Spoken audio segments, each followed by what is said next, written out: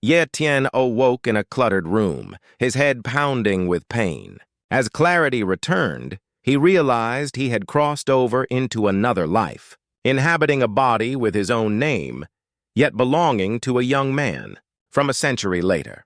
It was 2119, known as the Age of Genki, where humanity battled fierce beasts emerging from spatial rifts. A mysterious substance called Yuan Qi had nullified thermal weapons, ushering an era where martial prowess and innate talents determined survival. As Ye Tian absorbed these memories, he understood the new world order. Talent was everything. A small number possessed cultivation talents, while others had unique abilities like swordsmanship or elemental control.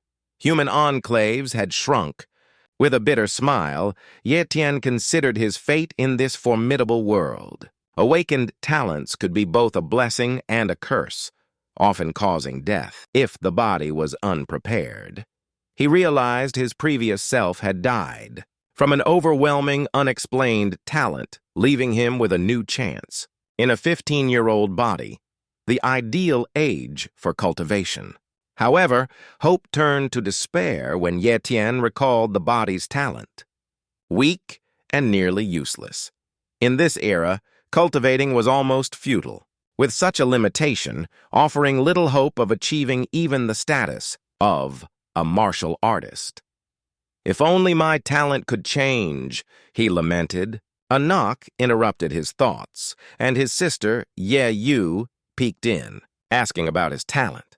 Knowing talent was a secret, he assured her with a forced smile that he could become a great martial artist. Yet, as he looked at Ye Yu, a virtual display appeared before his eyes, revealing her cultivation and unawakened ice talent. The revelation shocked him, hinting at a mysterious ability within himself, an ability that might change his fate. Ye Tian stared at the air before him, certain now that what he saw was no illusion.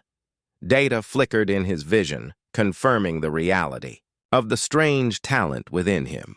His younger sister, Ye Yu, despite being only 13, was already marked by a rare ice talent, a gift, so uncommon it could overwhelm opponents and transcend normal limits if awakened. Yet, what stirred Ye Tian's curiosity was his own emerging ability, the power to perceive and replicate others' talents.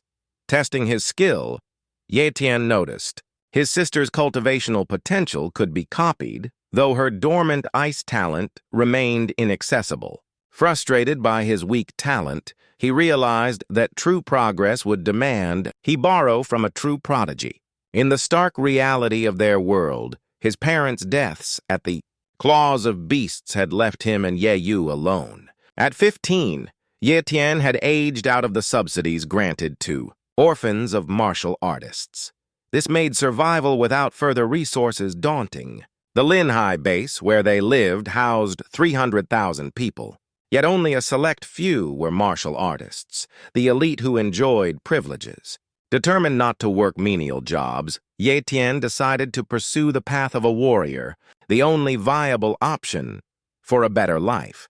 As he wandered through the bustling streets, his senses attuned to the talents around him. Most were unimpressive, but he sought someone with at least a medium talent, a potential lifeline. With the base's martial apprentices mainly in colleges, Ye Tian's best chance lay in these institutions. Although the top academy demanded talent testing and any exposure of his growing power could invite danger, lesser colleges remained an option. To become a martial artist, learning the forging method was essential, and studying at one of these colleges was his next step.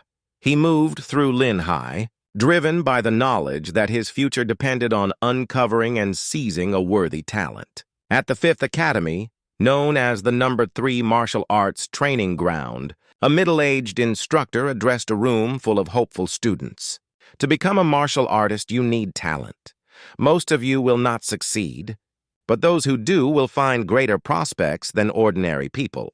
His words were met with intense focus. For these civilians, mastering the body forging method was their sole path to a better future. Among the students sat Ye Tian, who had been attending the academy for just 10 days. Unlike his peers, Ye Tian had an extraordinary memory and quickly mastered the 18 movements of the body forging method. He realized his unusual capabilities were perhaps due to his soul's unexpected journey to this new era. The other students, like Zhang Bao, a classmate Ye Tian had befriended, struggled to keep pace. Zhang Bao's eyes betrayed a mix of hope and despair as he confessed his progress to Ye Tian. "I've mastered 13 movements," he said. "Soon, I've only learned 8, he said, smiling reassuringly. Despite Zhang Bao's optimism, Ye Tian knew his friend's talent was only second class, offering a bleak future of hard labor or potential peril. In this world of fierce beasts, Ye Tian, cautious of drawing attention to himself, downplayed his progress. Curiosity gnawed at Ye Tian, compelling him to ask, "Who is the most talented here?" Zhang Bao revealed the name Chen Dong, a prodigy who had already caught the attention of the academy's dean. Chen Dong, born to ordinary parents, had rapidly ascended to the status of martial apprentice in just half a month, a feat that had earned him private instruction. As if summoned by their conversation, Chen Dong appeared on the training ground, his presence causing a stir. Whispers of admiration and envy rippled through the students. As Chen Dong basked in the attention, boasting of his 200-pound strength, Ye Tian seized the moment, edging closer to Chen Dong, to surreptitiously activate his unique ability. In the commotion of students clamoring for autographs, Ye Tian brushed against Chen Dong, effortlessly copying his medium cultivation talent. Concealing his excitement, Ye Tian stepped back, the thrill of his new potential burning quietly within. Ye Tian hesitated, aware that the mysterious fusion of his newly acquired talent should not be done in the open. The academy's lax approach meant he had the liberty to manage his own cultivation, just like the other students, who had been left to self-study after mastering the basic body forging method. Unlike the prestigious first college, the fifth college functioned more like an oversized martial arts hall. Back home, Ye Tian found his sister, Ye Yu, engrossed in the martial arts, books left by their parents. Preparing herself for the practice that lay ahead, she was unaware of the silent turmoil within her brother. With the door to his room locked, Ye Tian whispered the incantation for fusion. A violent surge of energy erupted within him, a maelstrom of agony that threatened to tear him apart. But even amidst the unbearable pain, he knew he couldn't falter. This talent, as divine as reincarnation, promised a future beyond his wildest dreams. As the searing torment subsided, a soothing wave of relief washed over him, ushering in a newfound potential. "Ye Tian," Ye Yu called from outside, her voice gentle with concern. "I'm fine," he assured, clenching his teeth to stifle any sound that might betray him. With the pain ebbing away, he eagerly assessed his new abilities. Medium cultivation talent, finally, the promise of greatness lay within reach. Determined to test his enhanced abilities, Ye Tian commenced the body forging sequence. The 18 movements, strange yet effective, activated the latent energy coursing through his veins. The exercises, exhaustive yet invigorating, culminated in a heat that refined his very being. Over time, sweat poured off him, black impurities purged from his system. The days blurred into weeks, and Ye Tian's routine became relentless, each session of the body forging method drawing him closer to his goal. A month later, he found himself in a secluded grove within the academy, completing his daily regimen. "Finally, the day's 10 rounds are done," he mused, his eyes drifting towards the martial arts training ground. Stones lay scattered, each a test of strength. Lifting a 100-pound stone had marked the onset of his journey. Now, he sought to surpass even that. His breath steady, Ye Tian approached, a 200-pound stone. Muscles strained and veins bulged as he heaved the weight above his head. "Victory!" The stone hovered, then fell to the earth as, in his heart, Hope burned bright. With continued diligence, he envisioned transcending his current limits, imagining himself as a true martial artist within a year. The day faded into night, the academy's silence enveloping him as he made his way home. The streets were dimly lit, oil lamps casting an ancient glow in the absence of modern electricity. This world was a relic of a past era, except for the bustling metropolis of the main bases where technology still thrived. Ye Tian felt the weight of history upon him as he walked, absorbed in his thoughts. Suddenly, terror shattered the calm. "Run for your lives! The beast is coming!" Panic erupted, chaos enveloping the streets. Ye Tian dashed through the chaotic streets, heart pounding in his chest. The tales of fierce beasts, which could effortlessly obliterate ordinary people, surged in his mind, particularly with his sister Ye Yu nearby. As he ran, a flash of silver caught his eye.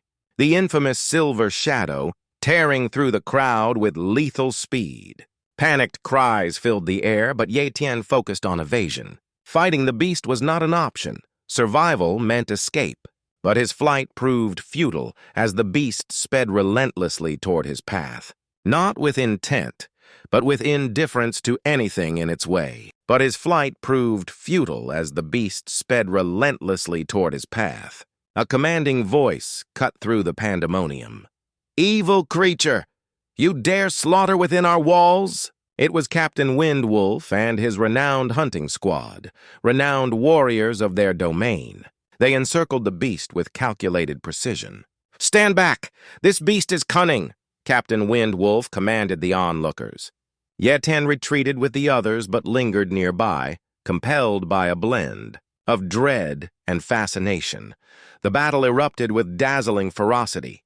Windwolf's blade gleamed under the moon, leaving deep gouges in the stone street. As it narrowly missed the agile beast, the team's collective might clashed with the beast's primal ferocity. A warrior, struck down, was left gasping for air. Suddenly, the silver marten broke free, a streak of luminous fury. Yet before it could flee, an arrow, expertly aimed by the hidden archer, Xiao Yu pierced its flesh, halting its escape. "A silver marten!" Ye Tian marveled, recognizing the beast's rare and valuable nature. It writhed in defiance, a dying light of silver rage erupting from its core. "It's preparing to unleash its final strength," Windwolf warned. As the warriors braced for the beast's desperate onslaught, the marten lunged toward the mass of retreating citizens, causing chaos in its wake. But another arrow from Xiao Yue struck true, penetrating deep. The marten crumpled, life extinguished, leaving its legacy as a tale of terror and triumph. The townsfolk scattered, but Ye Tian approached the fallen beast, his fingers grazing its silver fur. Captain Windwolf approached, chuckling. "You've got guts, young one." Ye Tian smiled sheepishly. "First time seeing a beast up close, sir. You've the makings of a warrior," Windwolf remarked. "Join us when you're ready." Ye Tian's heart soared, though not from the captain's words alone. As Windwolf's team departed with their prize, Ye Tian lingered, grinning. "The second talent I've copied," he mused, feeling the pulse of the beast's essence within him. Ye Tian stood, breathless, before the lifeless body of the silver moon marten. Its death had saved him, and the creature's speed talent intrigued him. Using his unique replication ability, he absorbed its talent, dreaming of surpassing his peers. Back home, after dinner with his sister, Ye Tian retreated to his room. To fuse the newfound speed talent, the excruciating pain nearly overwhelmed him. But after 10 minutes, it subsided, replaced by a thrilling sensation. Ye Tian checked himself. His speed talent was now a part of him. Ye Tian checked himself. His speed talent was now a part of him. The next morning, eager to test his abilities, he dashed through the academy grove. Stunned by his newfound speed, it was as if the world around him blurred. His speed tripled, rivaling that of a martial artist. Yet, Ye Tian knew raw power needed cultivation. To become true strength, he set his sights on achieving 300 catties of strength within a month. Diligently, he trained, blending in with peers to avoid suspicion. By month's end, he reached his goal. However, his impatience for progress grew. As he left the academy, Zhang Bao approached him, inquiring about his advancement. Confirming his martial apprentice status, Ye Tian listened as Zhang Bao revealed the opportunity of acquiring beast blood through an upcoming trial. Intrigued by the potential to accelerate his cultivation, Ye Tian learned that the trial involved a wild area where fledgling, fierce beasts roamed. Zhang Bao explained that killing these creatures could earn them the valuable beast blood, potentially speeding their path to martial mastery. The allure of intermediate beast blood caught Ye Tian's attention. It could be the key to his rapid ascension. Although Zhang Bao suggested forming a group, Ye Tian preferred to venture alone. His heart raced with the promise of power and the unknown challenges awaiting him. Ye Cheng, the stern teacher of the 5th Academy, eyed Ye Tian with concern. "Are you sure, trainee Ye Tian? The trial is dangerous, especially for a martial apprentice without the strength of 500 catties." Yet Ye Tian was resolute. "I've formed a group. Numbers should ensure a good harvest," he assured. Ye Cheng, though hesitant. With a steady hand, Ye Tian signed. In the ensuing 10 days, he prepared meticulously, knowing his strength was still growing. A visit to a weapon shop yielded a fine iron knife, a bow, and arrows, consuming a quarter of his savings. But it was essential. He kept his trial plan secret from his sister, Yi Yu, merely mentioning a 3-day academy event. As he arrived at the No. 5 martial arts training ground, nearly 160 students had gathered, all drawn by the allure of fierce beast blood. Zhang Bao, a fellow student, approached Ye Tian. "Didn't expect you here," Zhang remarked. "I'm not forming a team," Ye Tian replied curtly. Misunderstanding, Zhang assumed Ye Tian had a master's backing. The anticipation thickened as buses rolled in. Their Yuanli power, a testament to advanced technology, a marvel to the students. Once aboard, the journey beyond the city began. The wilds, where ferocious beasts roamed. A teacher reassured them. The Linhai base recently cleared the nearby field. Safety seemed assured with the presence of martial artist teachers. As they approached a verdant valley, other academies' buses were parked. Taunts from 1st Academy students rang out. "5th Academy's here to fail." They jeered, their words sharp and cutting. But Ye Tian ignored them, focusing on his potential prize, their talents. "If I can copy a talent from one of them," he mused, "it could change everything." The valley stood silent as students from the 5 major academies gathered for the impending trial. Among them was Ye Tian, whose seemingly aimless wandering belied a secret purpose. He was probing the talents of others, focusing particularly on the students of the prestigious 1st Academy. Most possessed elementary cultivation talents, unimpressive and unhelpful for Ye Tian's aims. But among them, 5 stood out as medium talents, their cultivation near the pinnacle of martial arts.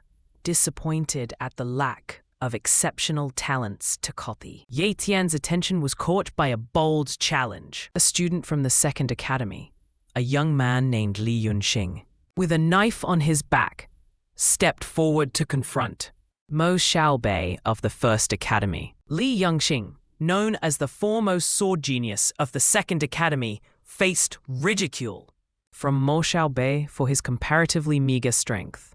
Undeterred, Li Yunxing proclaimed his own growth, yet the teachers intervened, forbidding any fights before the trial began. Resigned, Li Yunxing withdrew, but not before Ye Tian approached him. With a friendly gesture, in a brief encounter, Ye Tian learned of Li Yunxing's inferior cultivation talent, but his medium knife talent intrigued him. Seeing potential, Ye Tian decided to copy this sword talent, fearing it would be lost if Li Yunxing perished in the trial. Hidden behind a stone, Ye Tian began to fuse with the talent, enduring intense pain as his body transformed. Moments later, Ye Tian felt the difference. The knife in his hand seemed to pulse with life, instinctively guiding him on how to wield it. With devastating effectiveness, though he lacked formal sword training, the enhancement was significant. Satisfied with the newly acquired talent, Ye Tian rejoined the crowd as the trial commenced. The challenge was clear.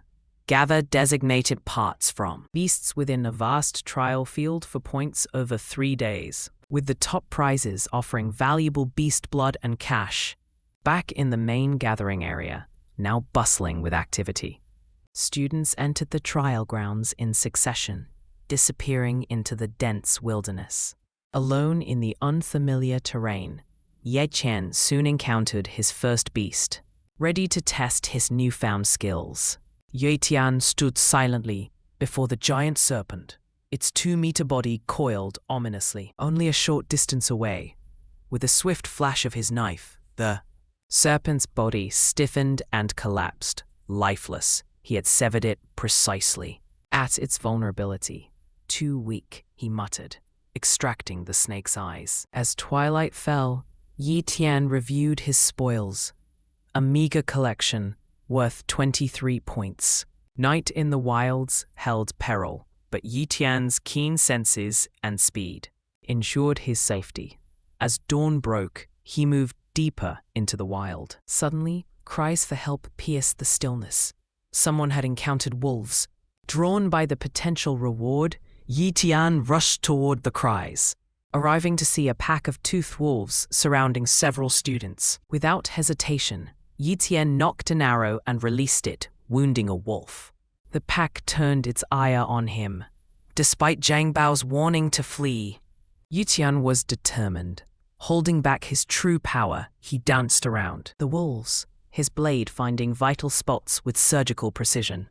Each strike claimed a life until the ground was littered with the fallen beasts. "Are you all right?" Ye Tian asked Zhang Bao. "I'll take the wolf teeth," he declared. As he collected his trophies, he advised, "Leave while you can. The blood of a fierce beast isn't worth your life." Just as Ye Tian turned to leave, Zhang Bao hesitated before sharing a secret. "A pseudo-fierce beast spotted snake has appeared, worth 500 points, he revealed. Ye Tian's breath quickened as he sprinted southeast, driven by the urgency in Zhang Bao's words.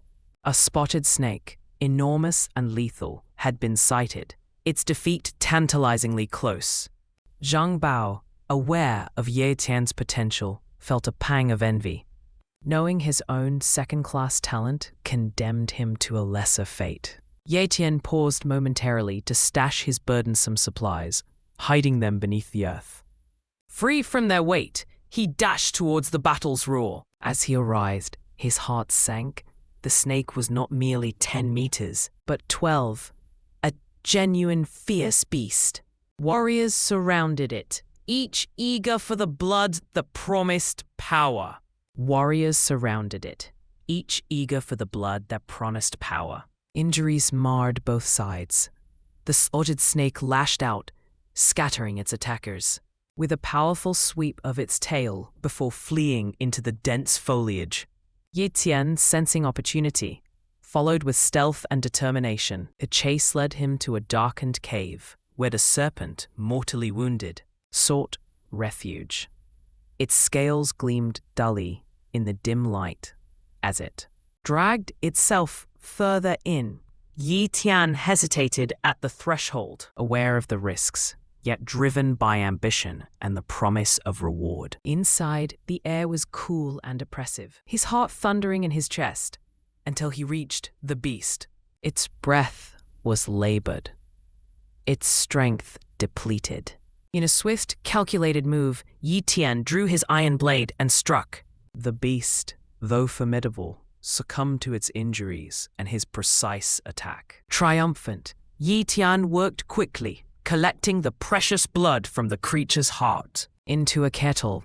This blood, potent and pure, was the prize he sought. It symbolized not just victory, but hope, a rare step towards becoming a martial artist of renown. As he emerged from the cave, the weight of the blood promising new horizons, Ye Tian felt the thrill of success tinged with the ever-present danger of this world, where talent was everything and survival hinged on seizing every fleeting opportunity.